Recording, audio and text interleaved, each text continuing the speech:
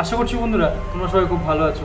আর আজকে আমি যে ভৌতিক ঘটনাটা তোমাদেরকে বলবো সেটা ঘটেছে একটা মা আর মেয়ের সঙ্গে, যেটা তোমাদের হয়তো শুনে খুব ভালো লাগবে। তো ঘটনাটা শুরু হচ্ছে আমাকে যেভাবে বলেছিল আমি তোমাদেরকে সেভাবে বলার চেষ্টা করছি। তো ঘটনাটা হচ্ছে আমাদের বাড়ির পাশে আমাকে একটা দিদি বলেছিল যে এখানে একটা মা মেয়ে আছে যার বাবা নেই, অনেক দিন আগেই মারা গেছে।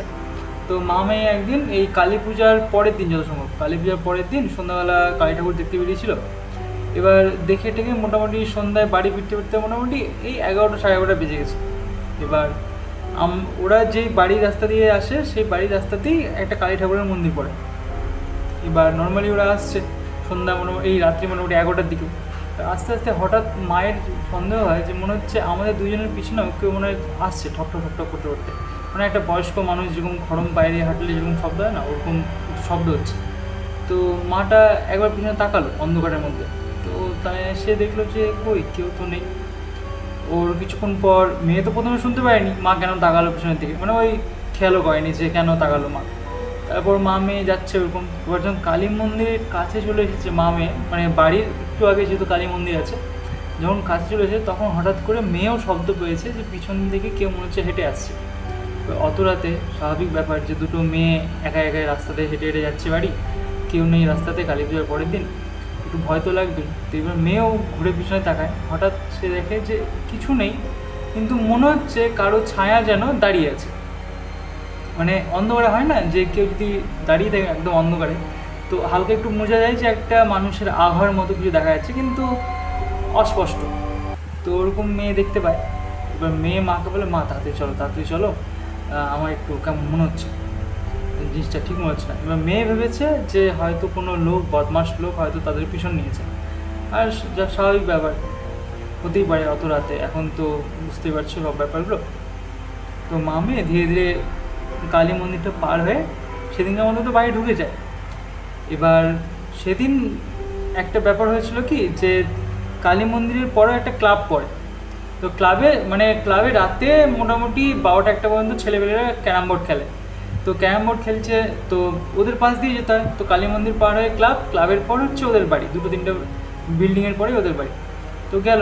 এবার সেদিন তো হয়ে গেছে, ঠিক আছে, ক্লাবে সেদিনও ছেলেপেলে ক্যারাম খেলছিল। তারপরের দিন সকালবেলা ওর মা জিজ্ঞেস করে যে বাবু, মানে ক্লাবের ছেলেদেরকে বলে যে বাবু, আমি আর মেয়ে তো সেদিন রাত্রেবেলা ফিরছিলাম, তোমরা হয়তো খেয়াল করেছো। বলছে একটা ছেলে বলছে, হ্যাঁ কাকিমা আমরা তো দেখেছি তোমরা অত রাত্রে যাচ্ছিলে বাড়ি। তো বলছি যে আমাদের মনে হয় কেউ পিছনে এসেছিলো, তো আমাদের পিছনে আমরা যখন পার হয়ে যাই তারপর কি আমাদের পিছনে কেউ এসেছিলো। সেটা স্বাভাবিক বলছে যে না, কেউ কাউকে দেখিনি, তোমাদের দুজনকে যে যেতে দেখলাম। তো এরকম করে মোটামুটি 1-2 দিন চলে যায়। হঠাৎ করে দেখে যে মাটা দেখছে যে ওর মেয়ের মধ্যে ধীরে ধীরে না একটা কেমন পরিবর্তন আসছে। মানে হঠাৎ করে মানে পরিবর্তনটা মানে কি ধীরে ধীরে আসছে, মানে লোকে যেরকম বলে না ভূত ধরলে একদম ফট করে ভর নেমে যায়, সেরকম না, মানে পরিবর্তনটা ধীরে ধীরে আসছে। কেমন যে একটা মানে জোয়ানজান মেয়ে, মানে একটা 21-22 বছরের মেয়ে, যে সাধারণত দিনের বেলা ঘুম থেকে উঠে 7টা বা খুব বলে 6:30, সে উঠছে সকাল 9টায়। মা ভেবেছিল প্রথম দিন যেদিন সকাল 9টার সময় ওঠে, মা ভেবেছিল হয়তো মেয়ের শরীর খারাপ আছে, ওই জন্য হয়তো মেয়ে এত লেট করে উঠছে। কিন্তু ওইটা দিন দিন বাড়তেই থাকে, মেয়ে শুয়েই থাকে, মেয়ে তাড়াতাড়ি ঘুমিয়ে যায় রাত্রেবেলা, আর সকালে উঠে টাইম নিয়ে ওঠে মোটামুটি 10টা 11টা 9:30। এবার মেয়ের খাওয়াও দিন দিন বেড়ে যাচ্ছে। মানে যে মেয়েটা প্রথমে এতটুকু খেত, অল্প খেত, সে এখন ধীরে ধীরে 1 মানুষ থেকে 2 মানুষ 3 মানুষের ভাত খেয়ে নিচ্ছে। ওর ব্যবহার মায়ের প্রতি রুড হয়ে যাচ্ছে। মানে একদিন এমন হয়েছিল, ওর মা আমাদেরকে এরকম বলছে যে আমি আজকে শনিবার, আজকে আমি নিরামিষ রান্না করেছি। শনিবারে সবাই বেশিরভাগ নিরামিষ খায় আমাদের বাঙালিদের মধ্যে। তো ওরা নিরামিষ খাচ্ছে। এবার মেয়ে আসলো স্কুল থেকে, হট করে জিজ্ঞেস করলো, মা তুমি কি রান্না করেছো? আর নিরামিষ, আলু ভাজা ডাল ভাত এগুলোই, আর নর্মাল হয়তো সজনা ডাঁটার তরকারি এরকম কিছু।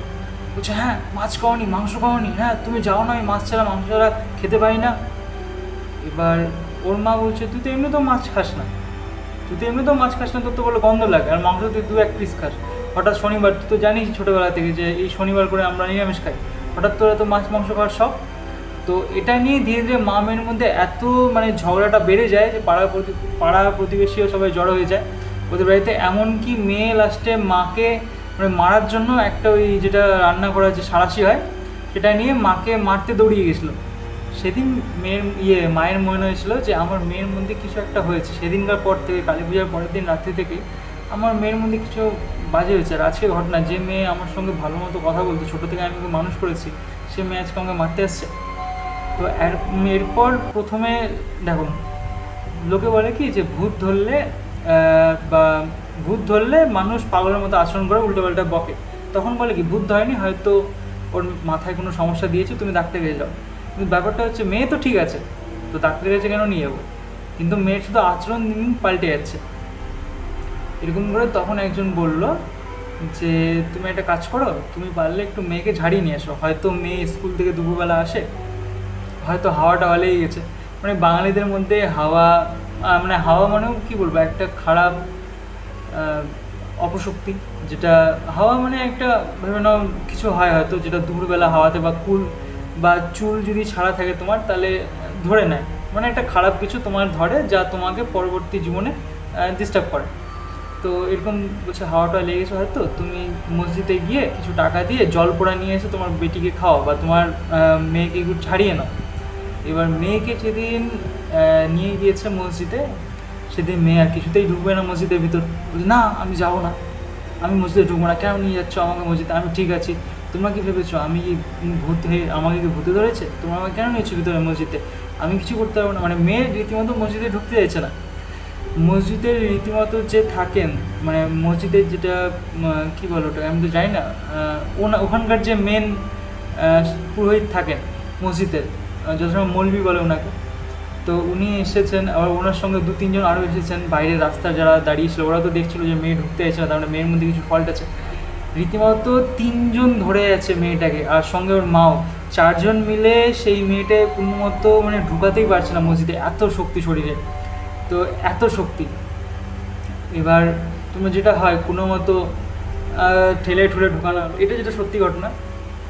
তারপর ঢুকাতে পারছে না কোনো মতো, জোর জবরদস্তি, মানে লাস্টে বাধ্য হয়ে কি ওকে যখন ঠেলে ঢুকাতে পারছে না, তখন ওই মেয়েটাকে 3 জন মিলে চেড়ে কোনো মতো পা একজন চেপে ধরেছে, 2 হাত চেড়ে, মানে এরকম চেড়ে কোনো মতো ঢুকিয়েছে। মানে এরকম চেড়ে নিয়ে যায়, এভাবে ঢুকিয়েছে। মানে এমনি ওকে নর্মালভাবে নিয়ে যাওয়া যাচ্ছে না, এতটা ছটফট করছে বা এতটা গায়ে শক্তি হয়েছে। এবার ভিতরে নিয়ে গিয়ে এবার বাকি যে লোকগুলো ছিল, ওরাও মোটামুটি মেয়েটাকে ধরেছিল। পাড়া প্রতিবেশীর লোকই তো, তাই ছিল ওখানে। তো ধরেছিল। এবার মৌলভী সাহেব কোনো মতো একটা মন্ত্র চ্যান্টিং করে, মানে বলে মেয়েটার উপর ফু দিল।